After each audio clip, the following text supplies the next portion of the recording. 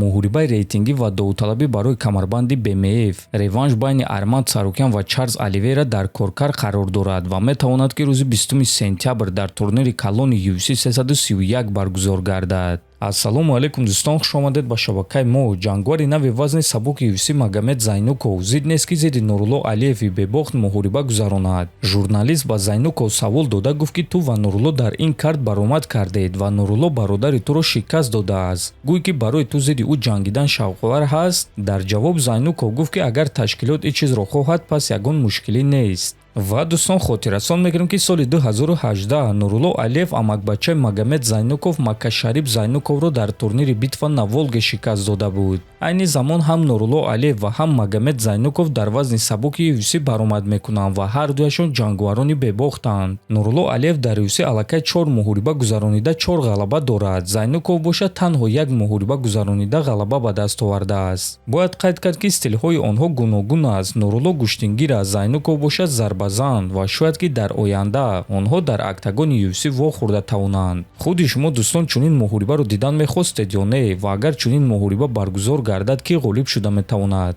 Ҳама намуд дорӯҳои гиёҳӣ бо сифати баланд, нархҳои дастрас ва дастафка ба ҳама шаҳрҳо аз ширкати Шифофармо, дорӯҳои гиёҳӣ барои хароб ва фарбеҳшавӣ, барои қавӣ кардани саломатӣ, витаминҳо ва шампунҳои гиёҳӣ, ҳамчунин ҳиҷомаи бепул барои муштариён ва боз асали бениҳоят фоидаовар паҳлавон ки гардиши хун ва тестостерони шуморо хуб мекунад, хунукзадагиҳои баданро бартараф мекунад. Барои маълумоти бештар ё ин ки заказ кардани дорӯҳои ширкати Шифофармо ба номерҳои дар рӯи экран буда муроҷиат кунед. Ширкати Шифофармо дар хизмати шумо.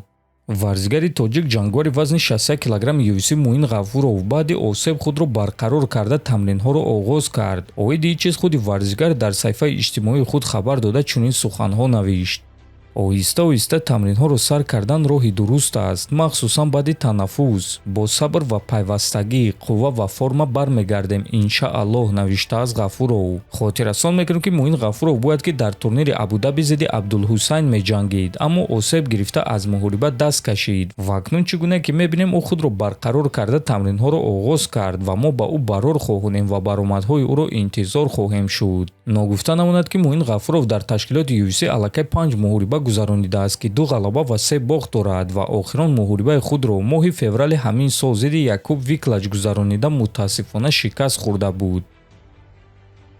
чемпиони вазни нимёнаи UFC Ислам Махачев оиди малакаҳои рақиби дар пеш истодаи худ Иен Гери фикрҳояшро баён кард. оиди малакаҳои ӯ чӣ гуфта метавонам? Ман маҷбур мешавам ки аз пушти ӯ давам.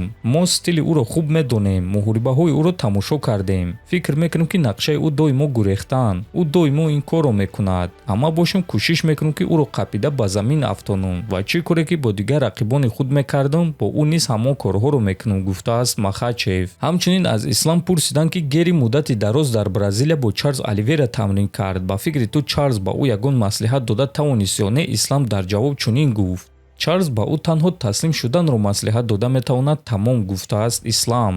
ва дӯстон, чӣ гуна ки мебинем Махачев аллакай дар Амрико қарор дорад ва лагери тамринии худро ба анҷом расонида истодааст. Ногуфта намонад ки муҳорибаи ӯ зидди Иен Гери рӯзи 15 август дар турнири UFC 330 баргузор мегардад. Аммо пеш аз ин мо шуморо пресс-конференсия, муҳорибаи рӯбарӯ ва маросими вазнкашӣ интизор аст. барои ҳамин дар канали мо обуна шуда бо мо бимонед, то ин ки аз ҳама хабарҳои нави ҷаҳони MMA якум шуда бохабар бошед. то наворҳои баъдӣ хонободу сарбаланд бошед.